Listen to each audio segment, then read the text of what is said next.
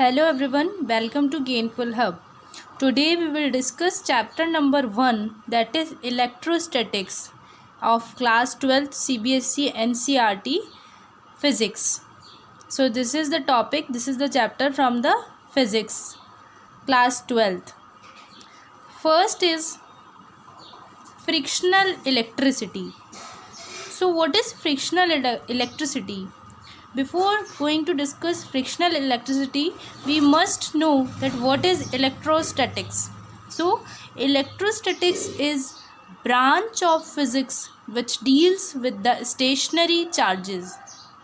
Means electrostatics physics की वो branch है जो सिर्फ स्टेशनरी चार्जेस पर बात होती है, जिसमें यानी हम उसके सिर्फ स्टेशनरी चार्जेस के बारे में पढ़ते हैं इलेक्ट्रोस्टैटिक में. Because electro means electric, static मतलब जो चीज़ मूव नहीं कर रही, स्टैटिक है, स्टेशनरी है. अब बात करते हैं कि भाई फ्रिक्शनल इलेक्ट्रिसिटी क्या होती है. So when two bodies are rubbed together then electricity get developed between them.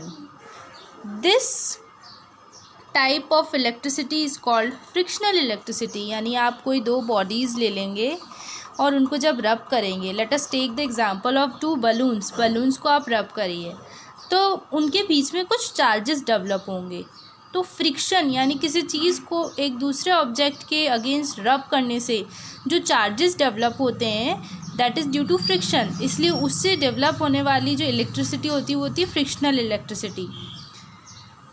ऐसा होता क्यों है? What is the cause behind the frictional electricity? So, because of force of friction, transfer of electrons from one body to another. यानी क्योंकि दो bodies के बीच में frictional force लग रहा है तो उसमें एक बॉडी से दूसरी में इलेक्ट्रॉन्स क्या हो रहे हैं? ट्रांसफ़र हो रहे हैं. कैसे? देखिए, ये बॉडी ए है, ये है बी बॉडी. ए में भी प्लस एंड माइनस यानी पॉजिटिव और नेगेटिव चार्जेस हैं, यानी प्रोटॉन्स और इलेक्ट्रॉन्स, और यहाँ पर भी प्रोटॉन्स और इलेक्ट्रॉन्स हैं.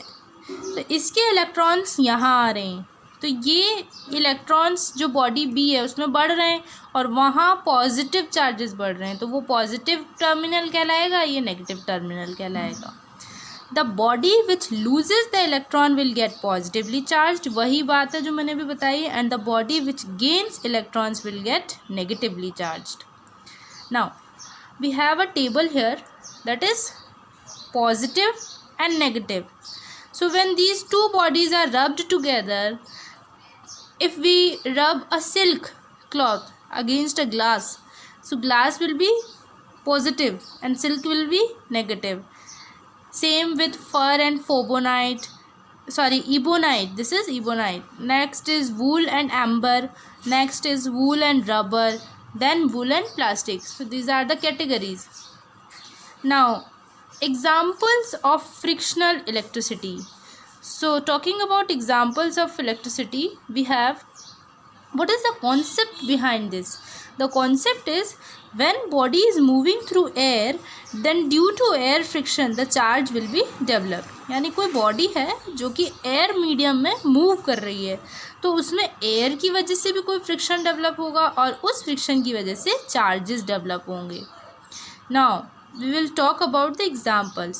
So first example is the vehicle carrying inflammable material has the metallic ropes suspended. यानी एक कोई व्हीकल है जिसमें इनफ्लेमेबल मटेरियल है, उस पर मेटालिक रोप्स हैं सस्पेंड की हुई, तो उसमें फ्रिक्शनल इलेक्ट्रिसिटी हम देख पाएंगे. आगे देखते हैं अभी. So the charge developed on the surface of vehicle due to air friction will transfer through the metallic ropes to the earth and save the vehicle from getting explode. ये देखिए, ये vehicle है, ये air है, यहाँ पर friction हो रहा है, तो जो फ्रिक्शनल इलेक्ट्रिसिटी है उसकी वजह से ये जो फ्रिक्शन है, ये जो ये बॉडी है, ये जो कार है, जो कुछ भी है, वो क्या होगा कि एक्सप्लोर नहीं हो पाएगा. ठीक है. वापस से the charge developed on the surface of vehicle due to air, इसके सरफेस पे जो एयर की वजह से चार्ज डेवलप, एयर फ्रिक्शन की वजह से चार्ज डेवलप हुआ है वो ट्रांसफ़र हो जाएगा मेटेलिक रोब्स में और अर्थ में चला जाएगा, और व्हीकल है वो एक्सप्लोड नहीं होगा। तो एक्सप्लोड नहीं होगा मतलब जलने से बच जाएगा, क्योंकि उसमें कुछ इनफ्लेमेबल था। एक्सप्लोर नहीं होता है ये, this is what explode, explode यानी जल जाना। नेक्स्ट एग्जाम्पल हम देख लेते हैं क्या है। The tyres of the plane are made slightly conducting so that during the flight whatever the charge is developed on surface of light plane will get transferred to the earth through tires at the time of landing. This saves the plane from getting explode due to excessive charge developed. Here again it is not explode, it is explode. EXPLOD, explode. तो जो plane होता है उसके जो tyres होते हैं वो कैसे होते हैं, थोड़े से कंडक्टिंग होते हैं। कैसे कंडक्टिंग होते हैं कि उसमें जो जब प्लेन उड़ता है तो प्लेन के उड़ने से पहले उसमें जो भी चार्ज डेवलप होता है, जो light surface of light plane यानी जो सरफेस है प्लेन का उस पर वो ट्रांसफ़र हो जाता है अर्थ में, और इस वजह से प्लेन में कोई एक्सप्लोजन नहीं होता है एक्सेसिव चार्ज की वजह से। नेक्स्ट देख लेते हैं। नेक्स्ट एग्जाम्पल है, it is advisable to touch the nozzle with the fuel tank of vehicle before filling the fuel so that the equalization charge between fuel tank and nozzle tank takes place, and this saves the vehicle from getting exploded at the time of filling of petrol, fuel in fuel tank. तो यानी जब हम अपने जो vehicles होते हैं उसमें जब फ्यूल फिल करवाते हैं तो क्या होता है कि जो नोज़ल होता है जो जब जिससे आप उसमें फ्यूल भर रहे हैं उसका जो टैंक से उसको टच करना होता है इक्वलाइजेशन ऑफ चार्ज के लिए, वरना एक्सप्लोज़न हो सकता है, फट सकता है टैंक। इस वजह से ऐसा किया जाता है, वहाँ पर आग लग सकती है। तो ये भी किसका एग्जाम्पल हो गया, फ्रिक्शनल इलेक्ट्रिसिटी का एक बढ़िया एग्जाम्पल है, बेस्ट एग्जाम्पल है जो हम रोज़ देखते हैं। नेक्स्ट आ जाते हैं comb and dry hairs. When we rub the comb in our dry hair then charge is developed in the comb and it other substance like paper. तो जैसे अगर आप पेपर से अपने जो हेयर्स हैं उनको रब करेंगे या फिर कॉम्ब से रब करेंगे तो फ्रिक्शन डेवलप होता है। शायद बलून को भी जब हम हेयर से ऐसे रब करते हैं तो वो दीवार में चिपक जाता है। That is also due to the frictional charges developed on the surface of the balloon. Now balloon and the wall, ये मैंने अभी डिस्कस किया, वही बात आ गई। तो जो बलून होता है when we rub the balloon with silk cloth then charges is developed. ठीक है, तो जो बलून है उसको अगर हम सिल्क क्लॉथ से रब करते हैं या अपने बालों से हेयर से भी रब करते हैं तो उसमें चार्ज डेवलप होता है, फिर बलून कहीं भी चिपक सकता है वॉल वगैरह पे। आगे और देखते हैं। सो ये कंटिन्यूशन में है कि जो बलून है उस पर चार्ज डेवलप होगा and it will attract the wall.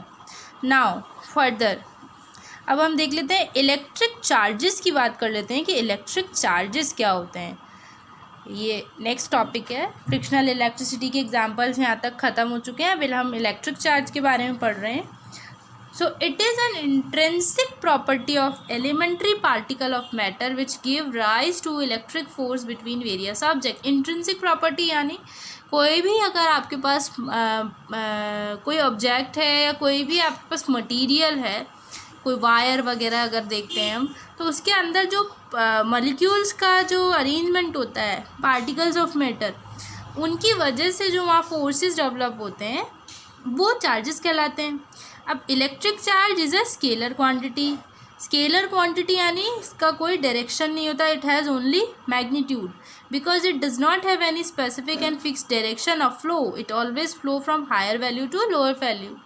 कोई स्पेसिफिक बात नहीं है इसमें, मतलब ये हायर से लोअर में फ्लो करता है इलेक्ट्रिक चार्ज, डिपेंड करता है कहाँ पर हम इसको ले रहे हैं, तो इसलिए इसकी सिर्फ मैग्नीट्यूड देखा जाता है, इसकी कोई डायरेक्शन नहीं होती।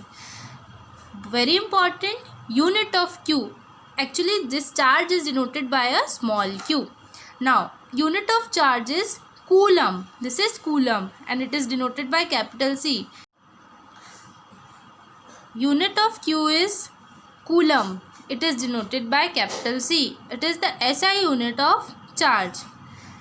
One more unit which is in CGS system. So there are three kinds of system: SI unit, CGS system, MKS system.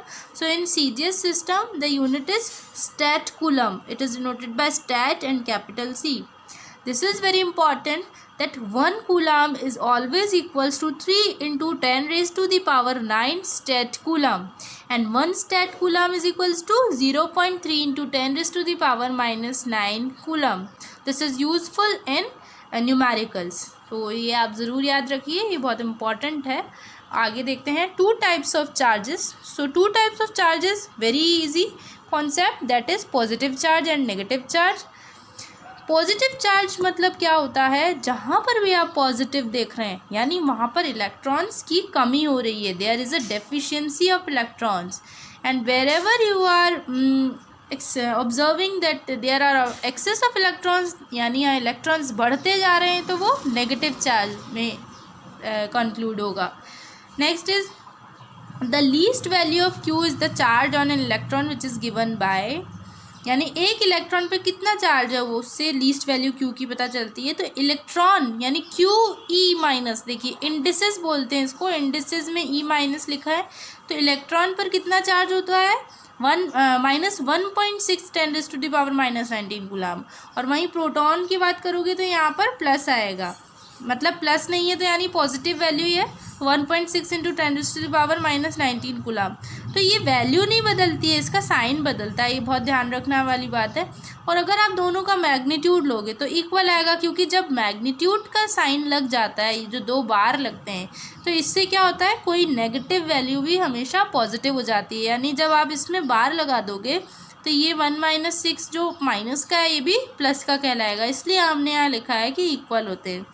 The value of charge is not affected by motion of particles.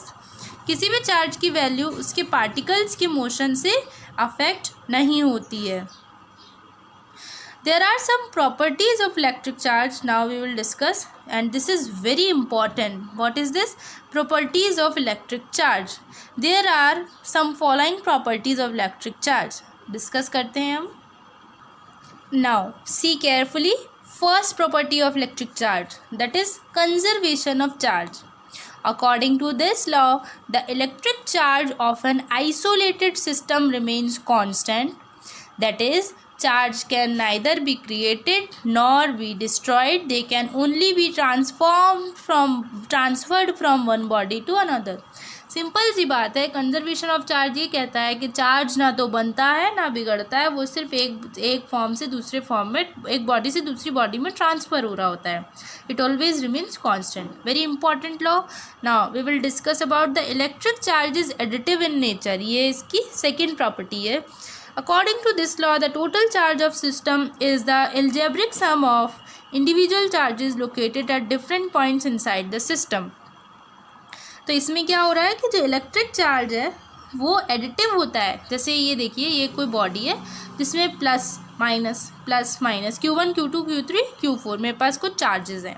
तो इसमें क्या होगा कि जब मेरे को इसका net charge निकालना पड़ेगा, तो नेट चार्ज निकालने के लिए क्या करेंगे आप, QT यानी टोटल चार्ज. Q1 ये प्लस का था, फिर ये माइनस का था, फिर ये Q3 माइनस का था, Q4 सबको लिखा, प्लस माइनस जो भी है साइन आप सॉल्व कर दो. सिंपल सा है. इसमें 1 नंबर का अगर कोई छोटा सा भी न्यूमेरिकल हमें देखने को मिलता है तो हमें उसको ऐसे सॉल्व करना है. और टोटल यूनिट टोटल चार्ज की क्या रहेगी, कूलम में ही रहेगी. नेक्स्ट प्रॉपर्टी देखते हैं.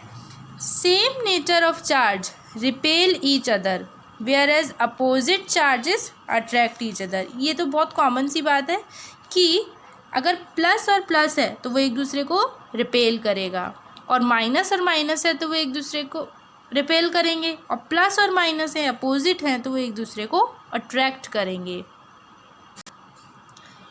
ये देखिए, ये रहा example. The body is having same nature of charge can attract each other provided that difference in magnitude of their charges is large. ये देखिए ये प्लस प्लस चार्ज था, +10 आ गया। ये प्लस माइनस, तो ये डिफरेंस कितना है, 2 प्लस के थे, बाकी 1 2 3 4 5 6 7 8, ठीक है। तो यहाँ 2 2 प्लस के थे। तो ये बात देखने वाली है कि ये तो अट्रैक्ट कर जाएंगे, 2 एक्स्ट्रा जो बचे उससे +2 आया मेरे पास। नेक्स्ट आ जाते हैं फोर्थ प्रॉपर्टी पे, क्वांटाइजेशन ऑफ चार्ज Q। तो क्वांटाइजेशन ऑफ चार्ज क्या होता है, the quantization of a physical quantity means the integral multiple of the least value and the least value is called quanta. किसी physical quantity का quantization मतलब होता है कि उसकी जो भी लीस्ट वैल्यू आ रही है उसका इंटीग्रल मल्टीपल मतलब 2 3 टाइम्स जो भी है, कुछ नंबर्स में लेते हैं, इंटीजर्स में वैल्यू लेते हैं, उसको बोलते हैं quanta. According to quantization of electric charge, the total charge of a body is always integral multiple of the least value of charge. यहाँ से आपको इजीली समझ में आ जाएगा कि कोई चार्ज है तो n क्या है, नंबर है, और ये हो गए आपके इलेक्ट्रॉन्स। तो यहाँ पर n बिलोंग्स टू इंटीजर्स, मैंने अभी बताया ही था। इंटीजर्स आपको पता होना चाहिए, माइनस भी होते हैं प्लस भी होते हैं, तो ये आपके आ गए इंटीजर्स। यानी मैं अगर जैसे किसी बॉडी का देती हूँ QT, वहाँ पर n 3 है तो 3 × E। This implies that the value of charge in a body is never been fractions. कभी भी चार्ज की वैल्यू किसी बॉडी में फ्रैक्शंस में नहीं होती, यही क्वांटाइजेशन ऑफ चार्ज बताता है आपको। This is important, quantization of charge is important, तो इसको आप ध्यान से पढ़िएगा। नेक्स्ट है कॉज ऑफ क्वांटाइजेशन। हो क्यों रहा है quantization, what is the cause behind this. So during the rubbing of the two bodies, the transfer of electrons from one body to another takes place in complete integers। आप जब दो bodies को रब कर रहे होते हैं तो ऐसा थोड़ी ना है कि आधा चार्ज तो जा रहा है आधा नहीं जा रहा, चार्ज तो पूरा ही ट्रांसफ़र होता है। ये नहीं कि उसमें से 3/4 छोड़ दिया और बाकी जो बचा हुआ है वो वहाँ चला गया। तो जब ट्रांसफ़र ऑफ चार्ज कंप्लीट हो रहा है तो यानी जो आपका चार्ज होगा वो हमेशा इंटीजर्स में चलेगा। And electrons can not be transfer from one body to another in fractions.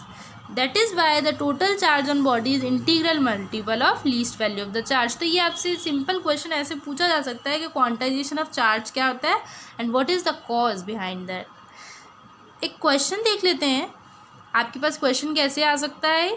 Compare the properties of electric charge with the mass of the body. यानी एक तरफ तो आपके पास इलेक्ट्रिक चार्ज है और एक तरफ है मास। कैसे आप कंपेयर करोगे, देखो पहला लिया है आप, चार्ज पॉजिटिव भी हो सकता है, नेगेटिव भी हो सकता है, ज़ीरो भी हो सकता है। तो आप क्या लिखेंगे, charge can be positive, negative और ज़ीरो। बट मास नेगेटिव तो नहीं हो सकता ना ज़ीरो हो सकता है, it is always positive. Charge is never be in fractions, charge कभी फ्रैक्शंस में नहीं होता है। But mass can be in fractions, ये आपसे वाइवा प्रैक्टिकल में भी पूछे जा सकते हैं questions. Q does not depends upon speed of the body. जो चार्ज है वो उसको स्पीड से कोई लेना देना नहीं होता। आपने देखा होगा अभी तक कि आप चाहे ज़ोर से रब करो चाहे धीरे धीरे रब करो, स्पीड से कोई चार्ज का ट्रांसफ़र रुकता है या कुछ होता है, नहीं होता। But mass depends upon the velocity of the body. हमारे पास एक इक्वेशन है, वो इक्वेशन ये है, आपने पहले भी कई बार देखी होगी, that m is equals to m0 upon 1 - v² c² under root. m0 is the rest mass, v is the velocity of the body and c is the velocity of light। Next देखिए property क्या है, forces between the charges can be attractive, repulsive और cancel out each other, है ना। Repulsion भी हो सकता है, अट्रैक्शन भी हो सकता है और कैंसिल भी कर सकते हैं। But force between the masses is always attractive, it never cancels out between the different bodies. पर मास की केस में ऐसा नहीं होगा। नेक्स्ट है, charged body always possess the mass, किसी भी चार्ज बॉडी में हमेशा मास प्रेजेंट होता है।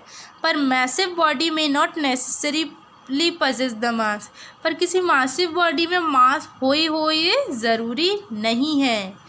तो ये हो गई 5 प्रॉपर्टीज़। तो आज के लेक्चर में इतना ही। अगर आपको कोई भी क्वेरी हो please do share in comment box. आगे हम इसी के और टॉपिक्स डिस्कस करेंगे, इस चैप्टर को कंटिन्यू करेंगे। And thank you so much for watching my video. Please like, share and subscribe my channel and don't forget to press the bell icon. Thank you so much.